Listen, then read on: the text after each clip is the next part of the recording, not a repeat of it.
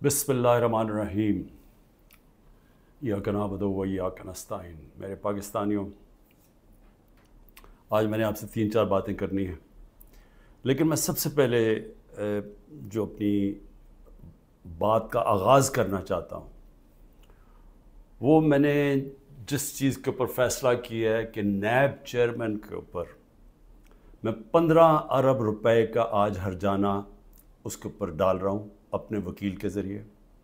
मैंने उसको legal notice भिजवाया और मैं आपको सिर्फ मोटी मोटी बात बताना चाहता हूँ कि मैंने ये क्यों किया है।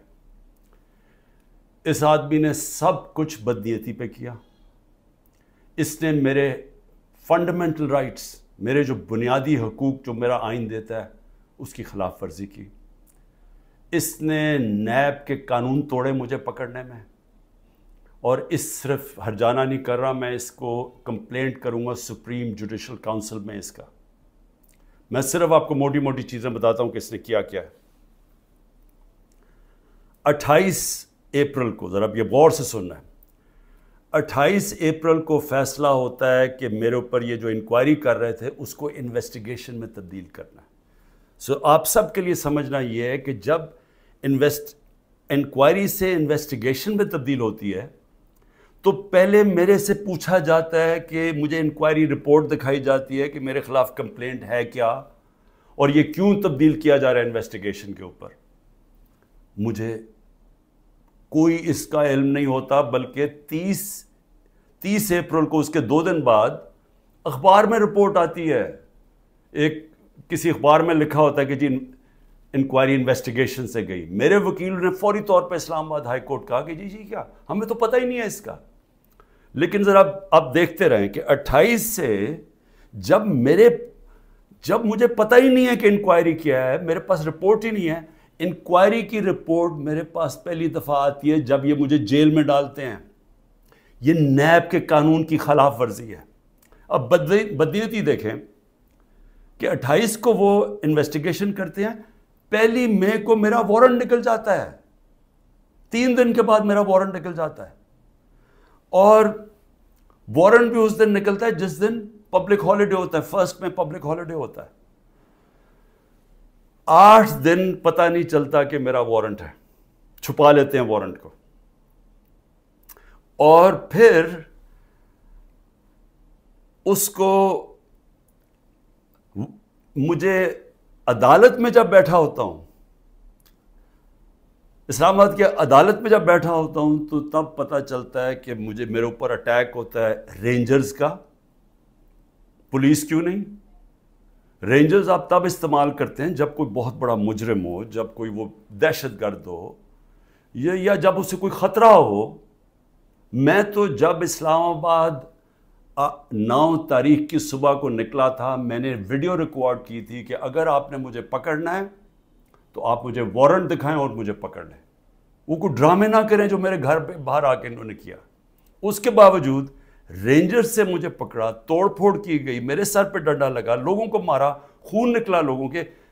स्टाफ जो था उसको उन्होंने मारा, जो वहाँ बेचारा रजिस्ट्री ऑफिस का स्टाफ था। और फिर जिस तरह मुझे वो लेके गए, सारी दुनिया में वो तस्वीरें गई कि जिस तरह कोई कोई मुजरिम को, दहशतगर्द को पकड़ के लेके जा रहे हैं। ये सारा नैब चेयरमैन के ऑर्डर्स के ऊपर हुआ।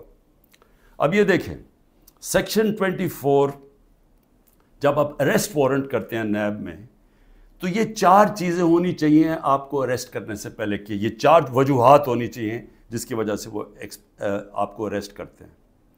नंबर 1 कि बार बार मुझे नोटिस गए और मैं उसका जवाब ना दूं। मुझे नोटिस ही नहीं किसी ने भेजा, तो मैं जवाब क्या देता? तो पहला गलत। दूसरा कि मैं मफरूर हूं, कि मैं भागा हुआ हूं। मैं अदालत के अंदर बैठा हुआ, मैं मफरूर कैसे हूं? मैं तो हाई कोर्ट के अंदर बैठा हुआ था, वो भी गलत। तीसरा कि मैं एविडेंस को चेंज कर रहा हूं। एविडेंस सारी गवर्नमेंट के पास पड़ी थी। अलकादर की सारी एविडेंस, या वो NCA वाली, वो सारी उनके कैबिनेट पे पड़ी थी, और या इन्होंने सारी अलकादर की सारी चीज़ें मंगवा ली थी, वो इनके पास पड़ी थी। तो मैंने टेम्पर कैसे करना था? यानी मैंने उसको चेंज कैसे करना था, तब्दील कैसे करना था? और फिर बार बार एक चीज़ करता जाए आदमी, रिपीट करता जाए एक जुर्म, फिर उठाते हैं। تو ان چاروں میں سے بتائیں کہ کون سی میں نے غلطی کی تھی جو مجھے انہوں نے ایک دہشت گرد کی طرح جس طرح مجھے انہوں نے اٹھایا ہے، یہ چاروں ایک پوائنٹ بھی نہیں میٹ کر رہا تھا۔ اس کے علاوہ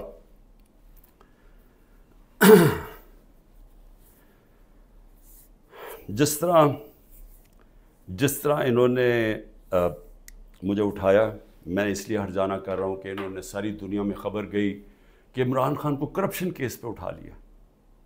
اب یہ یاد رکھیں کہ شوکت خانم کے لیے اور نمل یونیورسٹی کے لیے میرے نام پہ، میری کریڈیبلٹی پہ 10 ارب روپیہ ہر سال اکٹھا ہوتا ہے، اور اس کے علاوہ جو کراچی کا ہسپتال بن رہا ہے وہ 30 ارب کا ہے، یہ تیسرا ہسپتال ہے، اور پھر نمل یونیورسٹی کی ایکسپینشن ہو رہی ہے، اس کے لیے پیسہ اکٹھا کر رہا ہوں۔ تو ایک آدمی کی جب ساری دنیا میں آپ نے اس طرح غیر قانونی طور پہ کیا تو ساری دنیا میں پیغام کیا گیا کہ عمران خان کسی کرپشن میں ملوث ہے، اور اس کی وجہ سے متاثر ہو سکتی ہیں یہ اربوں روپے کے جو میں ہر سال پیسے اکٹھے کرتا ہوں۔ اس لیے میں نے اس کے اوپر ہرجانہ کیا ہے، اور اسی لیے میں صرف یہاں نہیں، میں سپریم جوڈیشل کاؤنسل میں اس کی کمپلینٹ کروں گا۔ یہ بدنیتی کے اوپر ہوا، یہ چھپا کے انہوں نے کیا، یہ پہلے سے پلان تھا، یہ انہوں نے مجھے ذلیل کرنے کے لیے کیا ساری دنیا کے سامنے۔ آرام سے بھی اٹھا لیتے، پولیس آ کے مجھے پکڑ کے لے جاتی، وارنٹ دکھاتی، میرے پاس کون سی وہاں کوئی فوج تھی یا لوگ تھے۔ تو آخر میں اس چیز کے اوپر میں صرف یہ کہنا چاہتا ہوں کہ یہاں سے پری پلان بنا ہوا ہے کہ کسی نہ کسی طرح عمران خان کو پکڑ کے تو جیل میں ڈالو، تو راستے سے ہٹا دو۔ یہ پوری تیاری ہے، 150 کیسز ہیں، اور اب یہ حالات ہیں کہ اتنا پریشر ڈالا ہوا ہے انہوں نے کہ میرے وکیل گھبرانا شروع ہو گئے ہیں۔ پہلے تو انہوں نے سارے کارکن پکڑ لیے ہمارے، اور میں خاص طور پہ وہ 10,000 کارکنوں کے اوپر آج بھی میں اپیل کرتا ہوں، ساری ہیومن رائٹس آرگنائزیشن کو میں اپیل کرتا ہوں کہ اتنا بڑا ظلم ہے کہ ان کو جیلوں میں بند کیا ہوا ہے، ان کو دہشت گردی کے اوپر رکھا ہوا ہے، اس کے لیے ایک شناخت پریڈ ہوتی ہے، اس کے لیے لازمی ہوتا ہے کہ آپ ان کو پروڈیوس کریں۔ وہ کہتے جی ہمارے پاس عملہ ہی نہیں ہے، وہ شناخت پریڈ ہوتی ہے، اس کے اوپر لے کے ہی نہیں آتی پولیس۔ ججز آرڈر کرتے ہیں وہ لے کے نہیں آتے، ججز کے آرڈرز وائلیٹ کرتے ہیں، اور پھر کئیوں کو اٹھایا ہوا ان کو پریزنٹ ہی نہیں کر رہے کیونکہ اوپر کیس ہی نہیں لگا رہے تاکہ ان کو عدالت بھی نہ لے جانا پڑے۔ لوگوں کو بند کیا ہوا ہے چھوٹے کمروں میں، گندے حالات ہیں اس کے اندر، کئیوں کے اوپر تشدد کیا جا رہا ہے۔ میں سارے پاکستان کے اندر، دیکھیں میں اس وقت سب پاکستانیوں سے اپیل کرتا ہوں کہ یہ جو ہو رہا ہے یہ یاد رکھیں کہ یہ ملک کو ادھر دھکیلا جا رہا ہے، وہ اس ملک کے اندر نفرتیں پیدا کی جا رہی ہیں، ایسی نفرتیں پھٹتی ہیں ملک میں جب تک ایک پولیٹیکل پارٹی منظم رہتی ہے۔ ہم کوئی کسی قسم کا ہم نے آج تک 27 سال میں انتشار نہیں کیا۔ 9 مئی کو میں پھر سے ریپیٹ کرتا ہوں کہ سب کنڈیم کرتے ہیں، سارے، کوئی پاکستانی نہیں ہے جو وہ سمجھتا ہے کہ جو جلانا کیا، جو آرسن کی گئی، جو بلڈنگ جلائی گئی، یہ خاص طور پہ یہ جو کور کمانڈر کا گھر، سب اس کی مذمت کرتے ہیں، لیکن کیا کوئی تحقیقات انڈیپینڈنٹ نہیں ہونی چاہیے؟ اور کیا کوئی یہ نہیں کوئی آج تک کسی سے پوچھا کہ جو 25 لوگوں کو ڈائریکٹ گولیاں ماری گئی تھی، نہتے لوگوں کو، کیا ان کو کوئی والی وارث نہیں ہے؟ کوئی پوچھے گا نہیں کہ انہوں نے کیا غلطی کی تھی؟ سب نہتے تھے، سب جو مارے گئے ہیں۔ یہ حالات ہیں آپ کے، اتنا خوف پیدا کر دیا ہے کہ وہ لوگ سامنے ہی نہیں آ رہے۔ ہم لوگوں کو جب کہتے ہیں کہ ہم نے آپ کو کمپنسیٹ کریں گے، ان کی فیملیز کو، کوئی غریب لوگ تھے، ایک بیچارہ سارا گھر سنبھالتا تھا، اس کو گولی مار دی، وہ اتنے ڈرے ہوئے ہیں ان کے گھر والے لوگ کہ وہ سامنے ہی نہیں آ رہے۔ اب ایسی فضا پیدا کی ہوئی ہے، چھپے ہوئے ہیں، لوگ کہتے ہیں جی ہم نے سامنے نہیں آنا۔ اور کارکنوں کا یہ حال ہے کہ ہمیں پتہ ہی نہیں پوری طرح چل رہا کہ کتنے کارکن اندر ہیں، کتنے جیلوں میں، کیونکہ وہ چھپے ہوئے ہیں۔ ہمیں یہی نہیں پتہ چل رہا کہ اصل میں کتنے لوگوں کو اس دن گولیاں لگی تھی، کیونکہ ہمارے کارکن باہر ہوں گے تو بتائیں گے کیا، باقی یا چھپے ہوئے ہیں یا وہ جیل میں ہیں، اور جیل میں برے حالات کے اندر رکھا گیا۔ تو میں اس لیے نون لیگ کو بھی آج ایک بات کہنا چاہتا ہوں، اور پیپلز پارٹی کا بھی اور پی ڈی ایم کی پارٹیز کا بھی. دیکھیں یہ جو ہو رہا ہے نا، یہ یاد رکھیں کہ میں اس ملک کی اسٹیبلشمنٹ کو 27 سال سے میرا واسطہ پڑا ہے. آپ کو پتہ بھی نہیں چلے گا جب یہ بند کمرے میں پلان اے سے پلان بی پہ جائیں گے، آپ کو پتہ بھی نہیں چلے گا. تو جو آج آپ چپ کر کے یہ دیکھ رہے ہیں، یہ ظلم جو ہو رہا ہے، یہ آپ یہ سمجھ جائیں کہ یہ جب چینج ہوگا، کیونکہ چینج ہونا ہے، کیونکہ گورنمنٹ تو فیل ہو گئی ہے، اکانومی گر گئی ہے.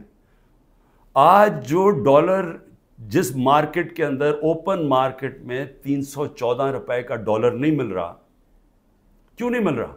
کیونکہ کسی کو سب کو اعتماد ہی اٹھ گیا اکانومی سے. تو اگر یہ حالات ہیں اور پہلے ہمارے پر سے یہ سب شور مچا رہے تھے 24%، ہماری 12% انفلیشن تھی. مہنگائی ہمارے زمانے میں 12.4% تھی. مہنگائی مارچ ہو گئی تھی. سارے ٹی وی شوز کے اوپر لوگوں کے پاس جاتے تھے، جی بتائیں کتنی مہنگائی ہے. آج کے فگرز مہنگائی کے 38% مہنگائی ہے، 3 گنا سے زیادہ ہے. اور آج جو حالات ہیں لوگوں کے، نہ مہنگائی کنٹرول ہو رہی ہے، فیکٹریاں بند ہو رہی ہیں، بے روزگاری بڑھ رہی ہے. آگے انٹرنیشنل میڈیا کے لوگ، جو فائنانس کے لوگ ہیں، وہ سمجھ رہے ہیں کہ ڈیفالٹ کرنے جا رہا ہے پاکستان. ان حالات کے اندر یہ اگر آپ سمجھتے ہیں پی ڈی ایم والوں کہ آپ بڑی دیر بیٹھے رہیں گے یہاں، میں آپ کو یقین دلاتا ہوں کہ جب پلان بی بنے گا، ہو سکتا ہے آپ ادھر پھنس جائیں. جو آج ہمارے سے ہو رہا ہے ہو سکتا ہے آپ سے بھی یہ ہو. اور یہ مجھے یہ کہنا کہ جی ہمارے زمانے میں یہ ہوا تھا، اس سے بڑا جھوٹ کوئی بول نہیں سکتا. مجھے یہ بتائیں کہ ہمارے زمانے میں کب یہ ہوا تھا؟ کتنے لوگوں کو تشدد کیا گیا جیل میں؟ کتنے گھر توڑ کے اندر گھس کے عورتوں کے سامنے اٹھا کے لے گئے؟ اگر وہ آدمی نہیں ملا تو ان کے رشتہ دار اٹھا کے لے گئے. کتنے گھروں میں ایسے ہوا تھا؟ مجھے یہ آج تک بتائیں کہ ہم نے کتنے دہشت گردی کے کیسز کیے تھے. مریم نواز نے جا کے جب پتھراؤ کروایا تھا نیب کے اوپر، کتنے دہشت گردی کے کیسز ہوئے تھے. کس کے اوپر اس طرح کے 150 کیسز کیے گئے جو میرے پہ 4 کیسز میرے اوپر کیے گئے ہیں، کرمنل کیسز، جب میں نظر بند تھا 4 دن وہاں نیب جیل میں.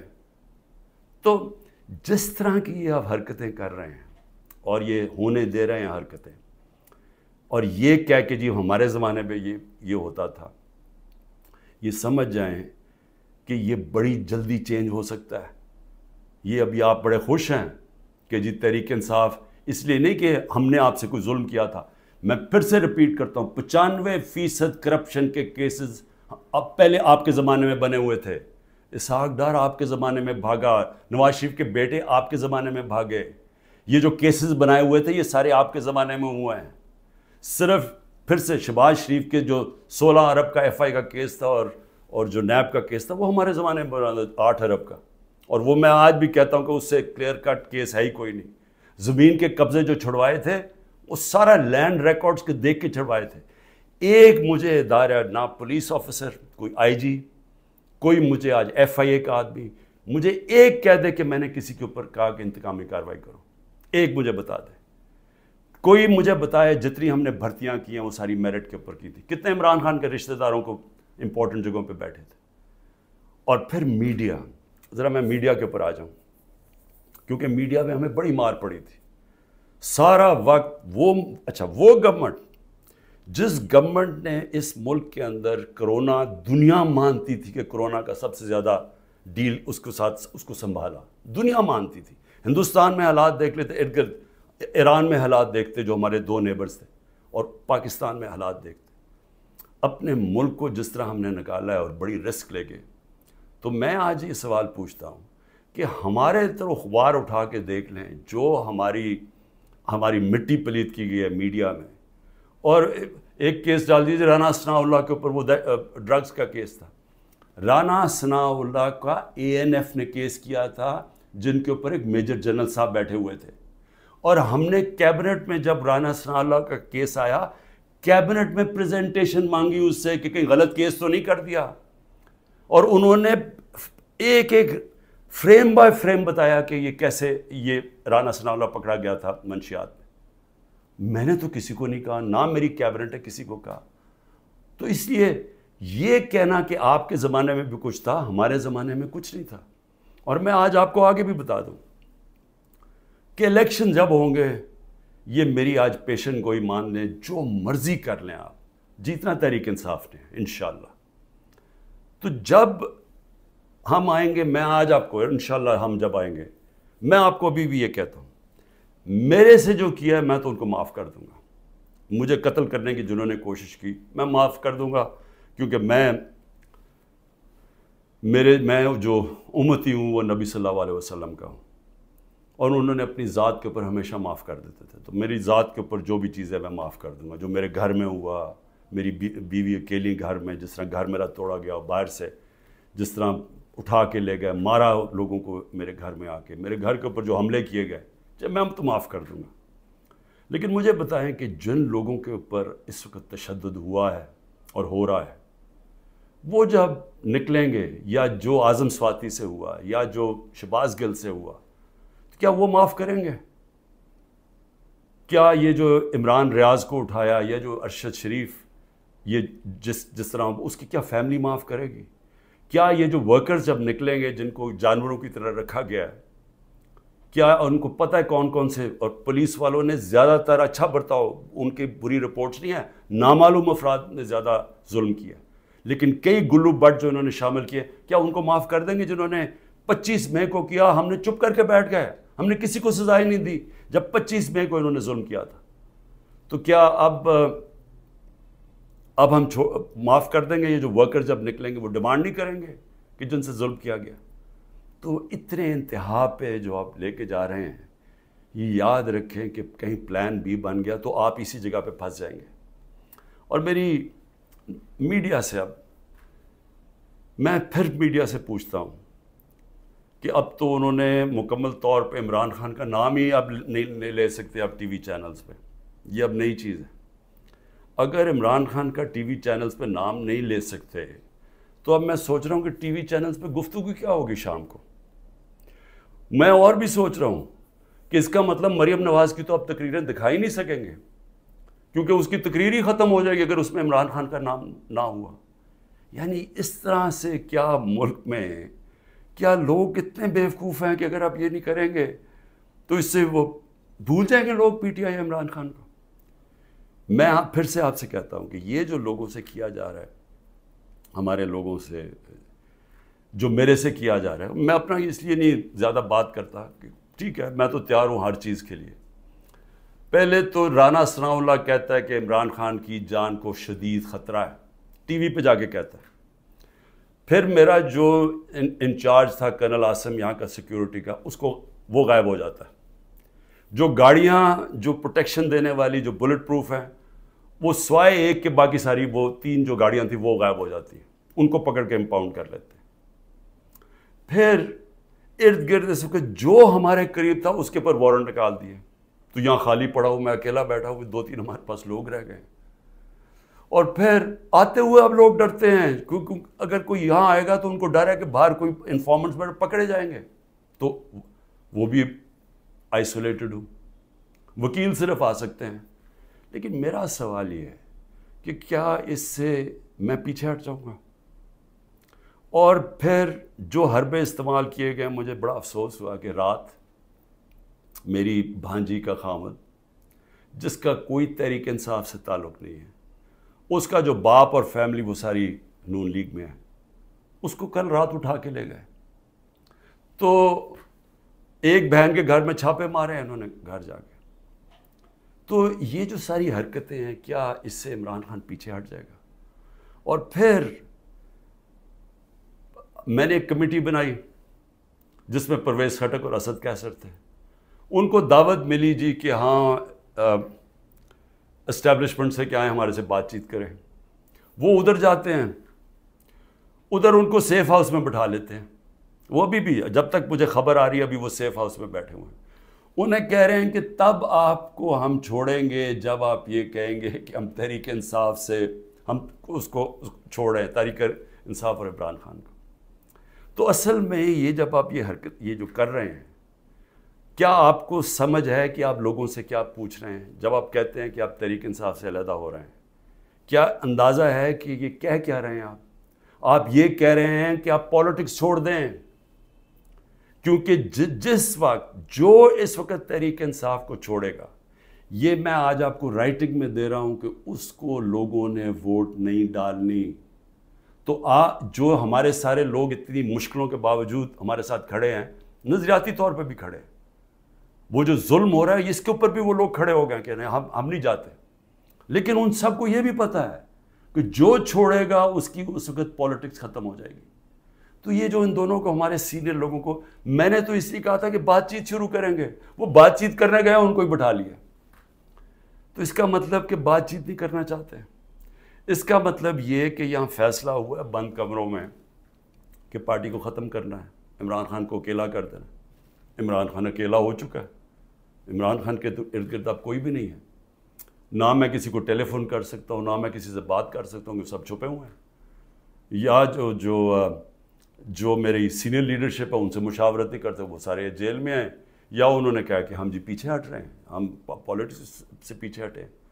تو کیا میں سوال یہ پوچھتا ہوں کہ چلیں عمران خان کو تو آپ نے آئسولیٹ کر دیا، کیا یہ پاکستان میں اس کی بہتری ہو رہی ہے؟ یہ ہمارا ملک کے لیے بہتر ہے؟